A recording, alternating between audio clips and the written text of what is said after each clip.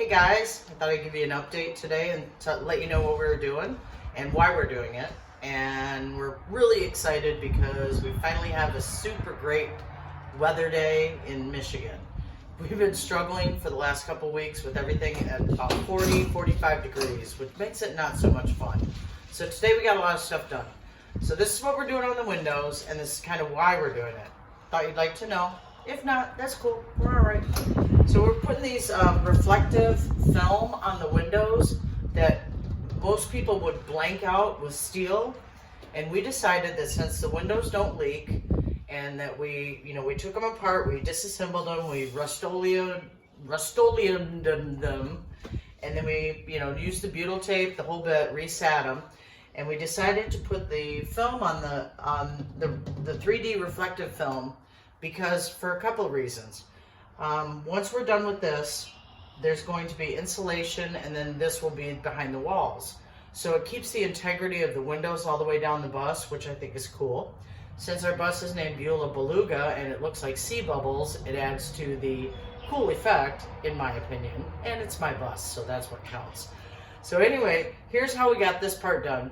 It was way less expensive than ripping them out and putting steel over them and redoing it that way. And plus, like I said, they're watertight. The insulation is going on them, and since Alan and I's goal is to not see another winter, we're really not concerned about freezing to death. So, first thing is, oh yeah, and I'm cheap too. So we took my favorite glass cleaner, which is half water and half alcohol from Dollar Tree, and sprayed down the windows.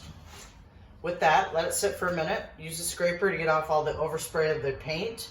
And to be fully honest, I am apparently the worst offender of overspraying, so of course I got to clean it off, which is okay.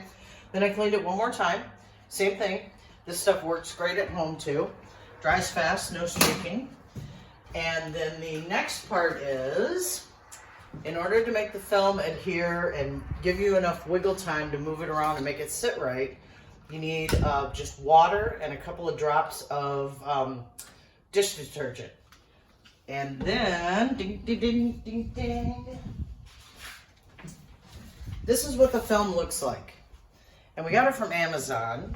And there were more expensive options, but we went with this one because, again, it looks cool. So, windows all prepped, all scraped, clean. And this is actually the last time I will ever have to wash these windows, so I'm kind of happy about that too. And then what I did was I cut everything to size, and then just to make sure, I did like a dry fit, just to make sure there wasn't any overhang. The manufacturer recommends that you cut it an inch wider all the way around and then trim it off. I tried that on the first window.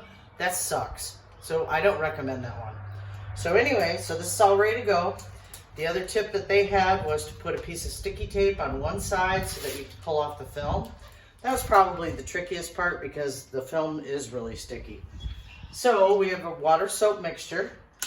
You spray the window down. You don't need it monsoon wet, but you do need a light misting on it.